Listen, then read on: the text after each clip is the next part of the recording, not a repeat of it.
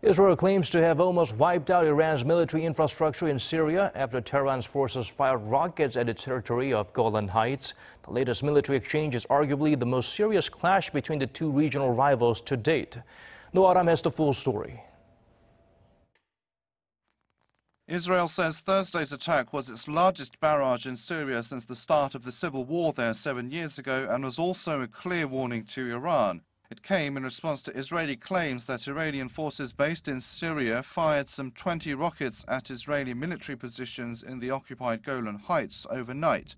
Israel's military says it managed to intercept most of the projectiles, adding there was minimal damage and no casualties.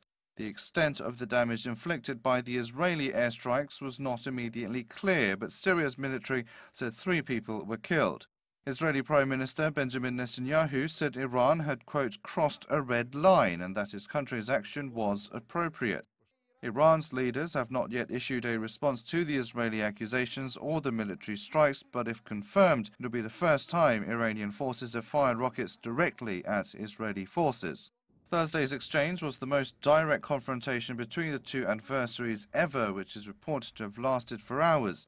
There are also concerns the fighting could escalate further, with other players coming into the mix, such as Iran's Shiite allies in Iraq and the Shiite militant group Hezbollah in Lebanon. Israel, meanwhile, has the backing of the United States, which has called Iran's attack provocative. Iran's rocket attack also came a couple of days after President Trump announced he was pulling out of the 2015 Iran nuclear deal. Russia, another ally of the Assad regime in Syria, has called on all parties to show restraint. Aram, Arirang News.